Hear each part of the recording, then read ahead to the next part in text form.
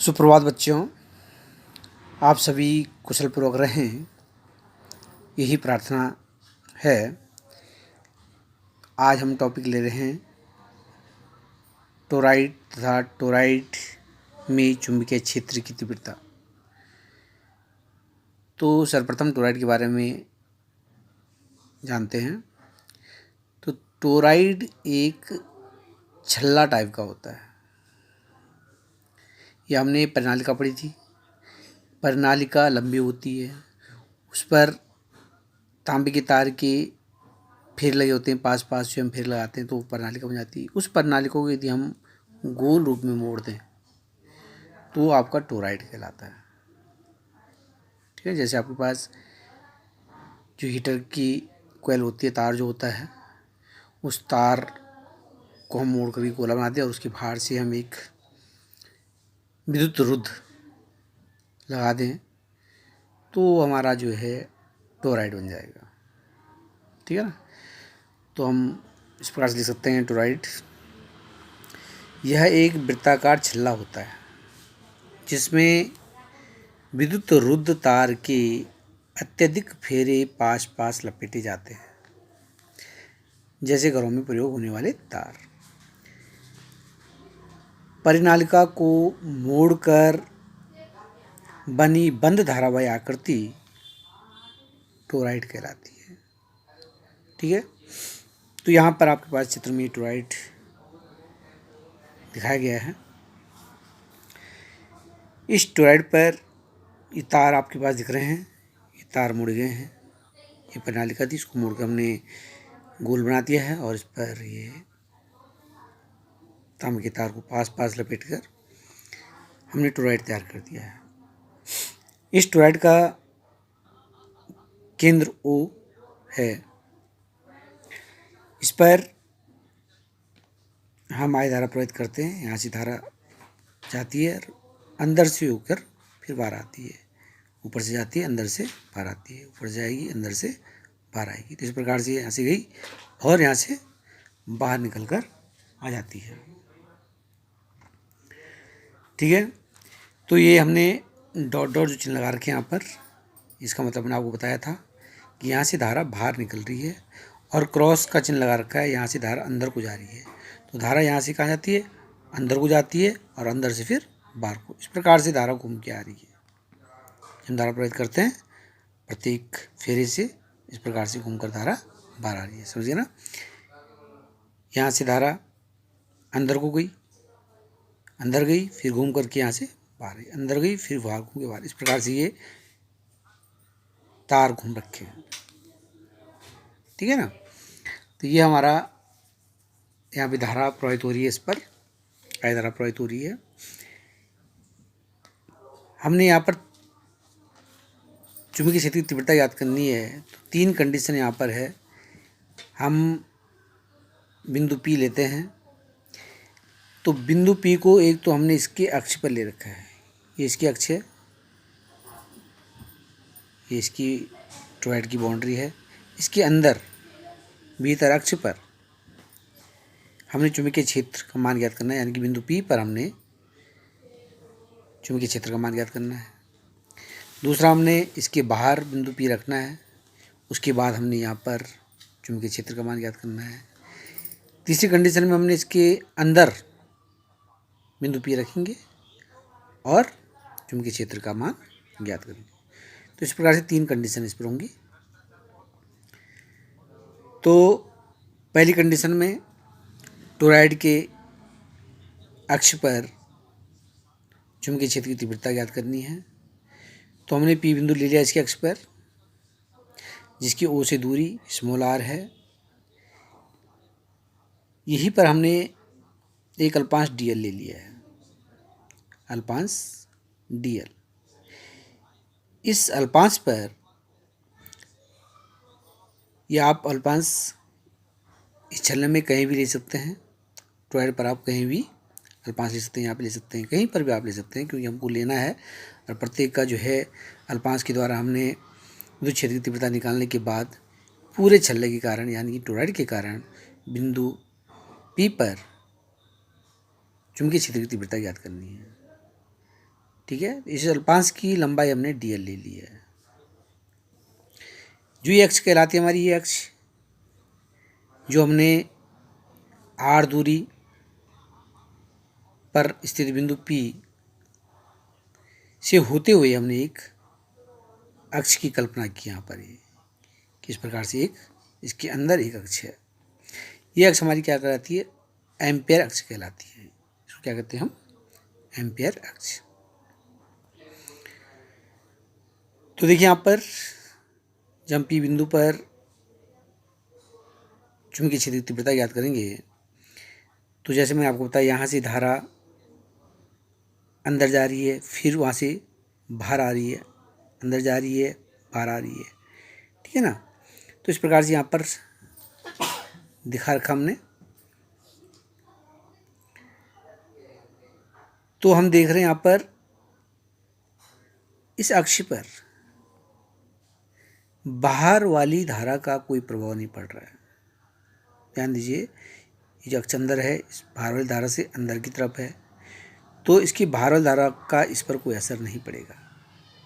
केवल अंदर वाली जो धारा है, जो बाहर की तरफ आ रही है, वही इस पर क्या करती है, प्रभाव डालती है, ठीक है ना।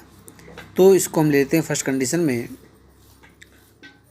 टोरॉइड के अंदर अक्ष पर चुंबकीय क्षेत्र की तीव्रता, माना एक वृत्ताकार टोरॉइड का छल्ला है जिसमें I धारा प्रवाहित हो रही है, जिसके प्रति एकांक लंबाई पर फेरों की संख्या n है। ये प्रति एकांक लंबाई जो हमने यहाँ पर ली है, छोटी सी लंबाई, इस पर फेरों की संख्या n है। माना टोरॉइड के केंद्र से r दूरी पर टोरॉइड के अंदर कोई बिंदु P है जहाँ पर चुंबकीय क्षेत्र की तीव्रता ज्ञात करनी है। इसके लिए P बिंदु से होकर जाने वाला एक वृत्त की कल्पना करते हैं जिसकी त्रिज्या r व केंद्र O है। टोरॉइड के अंदर एक अल्पांश लंबाई dl लेते हैं। इस dl लंबाई पर चुंबकीय क्षेत्र की दिशा और जो अल्पांश लंबाई है उसकी दिशा एक ही दिशा में होगी, अर्थात इन दोनों के बीच में चुंबकीय क्षेत्र और इस अल्पांश लंबाई के बीच में जो भी सदिश है, अल्पांश लंबाई सदिश, तो इसके बीच में जो कोण बनेगा वो थीटा बराबर 0 अंश होगा, क्योंकि ये दोनों एक दूसरे के समांतर हैं। चुंबकीय क्षेत्र की दिशा और जो आपके पास अल्पांश है, कहीं पर भी हम निकालेंगे, यहाँ पे भी निकालेंगे तो वहाँ पे इसी प्रकार से आएगा, कहीं पे भी निकाल सकते हैं छल्ले पर या टोरॉइड पर, तो उसकी दिशा क्या होगी, सेम होगी, ठीक। और दिशा सेम होगी तो उनके बीच जो कोण बनेगा थीटा बराबर 0 अंश का बनेगा, ठीक है। तो हमने यहाँ पर एम्पेयर का परिपथीय नियम लगाना है। एम्पेयर के परिपथीय नियम से इसने सॉल्व होना है। तो एम्पेयर के परिपथीय नियम से, एम्पेयर का परिपथीय नियम हमारे पास है, समाकलन बंद पृष्ठ के लिए B.dl that is equal to μ0 I।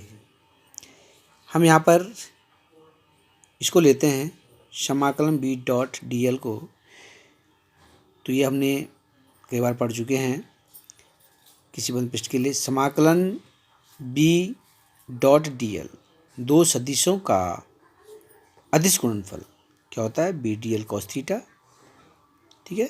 ये हर जगह हमारे पास आ रहा है और इतना पोर्शन लगभग हमने जो जितने भी किए सब में ये पोर्शन जो है सब पे आया है ये, इसलिए आपने इसको ध्यान रखना है। समाकलन B.dl that is equal to क्या आएगा, समाकलन B.dl cos 0, चूँकि यहाँ पर थीटा बराबर क्या है 0 डिग्री, ठीक है ना। तो cos 0 degree that is equal to 1। और ये हमने आपको बताया अभी कि यहाँ पर अल्पांश जो लंबाई है और चुंबकीय क्षेत्र की जो दिशा है वो एक ही दिशा में है, ठीक है ना। तो यहाँ पे आ जाएगा आपके पास समाकलन B dot D L cos 0 degree का 1 हो जाएगा। बी कांस्टेंट है, बी बाहर ले लेंगे, समाकलन डी एल हो जाएगा। और इस प्रकार से समाकलन B dot D L that is equal to B समाकलन डी आर डी एल, ठीक है ना, समाकलन डी एल। अब देखिए, जैसे मैंने आपको अभी बताया था कि इस प्रकार से अल्पांश हम जो है लेते रहेंगे इस पर, तो पूरी हमारी क्या बन रही है, ये पूरा का पूरा हमारा एक परिधि बन रही है। क्या बन रही है, वृत्त की परिधि, जिसकी त्रिज्या कितनी है, आर है। तो परिधि के बराबर इसकी लंबाई जो हो जाएगी, इन टुकड़ों को जोड़ जोड़ के इसकी जो लंबाई होगी वो इस वृत्त की परिधि के या एम्पेयर अक्ष की परिधि के बराबर हो जाएगी, यानी कि 2 पाई आर। तो यहाँ पर हम रख देंगे समाकलन डी एल की जगह रख देंगे 2 पाई आर, क्योंकि समाकलन डी L that is equal to वृत्त की परिधि किसके बराबर होती है, 2 पाई आर के बराबर होती है। इसको हम समीकरण नंबर 2 मान लेते हैं। चूंकि प्रति एकांक लंबाई में फेरों की संख्या n है, प्रति एकांक लंबाई में फेरों की संख्या कितनी है, n। तो पूरी लंबाई में फेरों की संख्या, ये प्रति एकांक लंबाई में फेरों की संख्या n है, क्योंकि बहुत पास पास फेरे होंगे।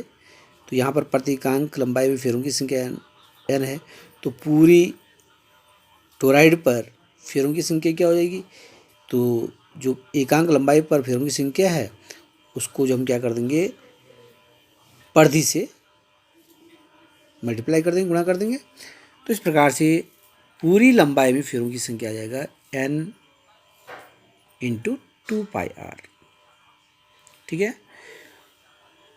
पूरे टोराइड के अक्ष पर प्रवाहित धारा,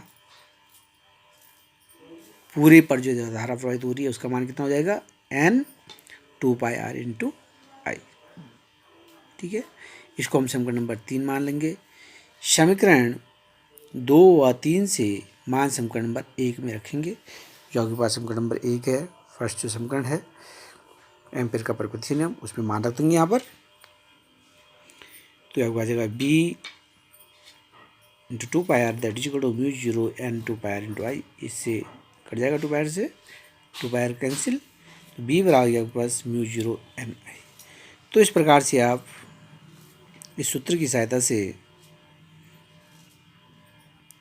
टोराइड के अंदर अक्ष पर चुंबकीय क्षेत्र की तीव्रता का मान ज्ञात कर सकते हैं। अब हम चलते हैं टोराइड के बाहर चुंबकीय क्षेत्र की तीव्रता कितनी होगी।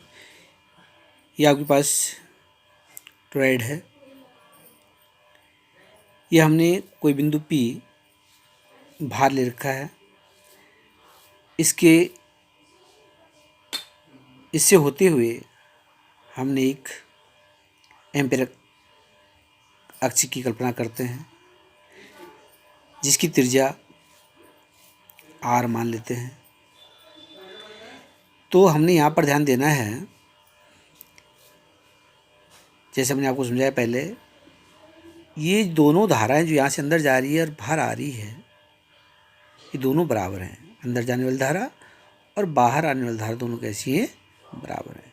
यहाँ से अंदर जा रही, यहाँ से बाहर आ रही, यहाँ से अंदर जा रही, यहाँ से बाहर आ रही। डॉट चिन्ह क्या दिखा रहा है कि धारा बाहर आ रही है, यहाँ से क्रॉस चिन्ह अंदर जा रही है, ठीक है ना।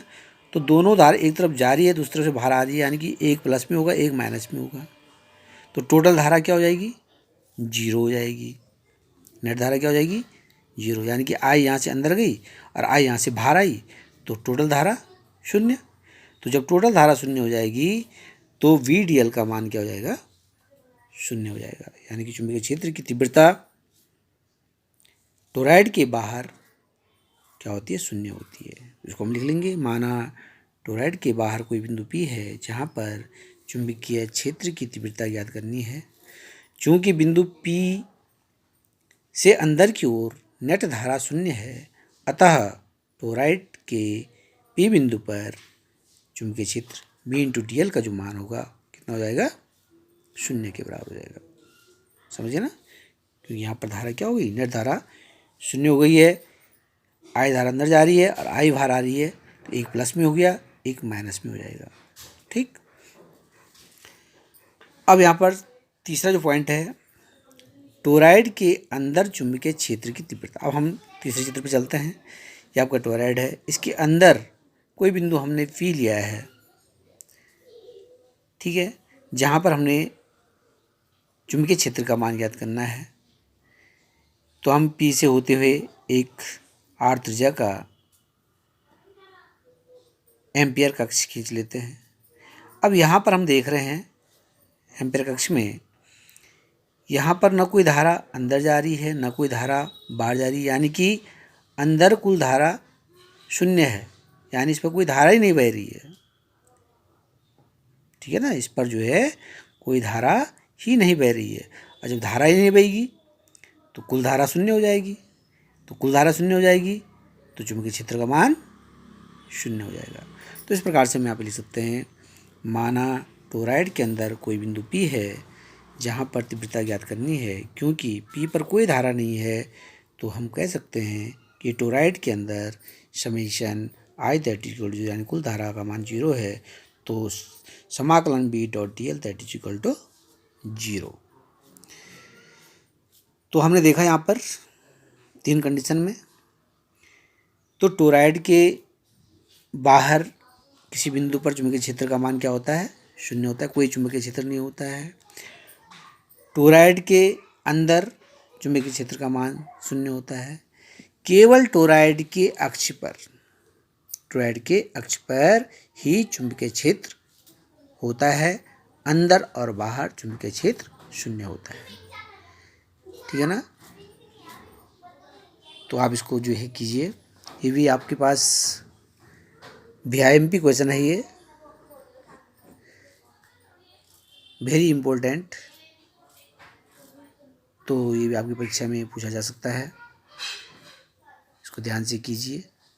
और इस प्रकार से क्वेश्चन पूछा सकता है आपके पास कि टोरॉइड के अंदर चुंबकीय क्षेत्र कितना होता है, या टोरॉइड के बाहर चुंबकीय क्षेत्र कितना होता है, 1 नंबर क्वेश्चन पूछा सकता है।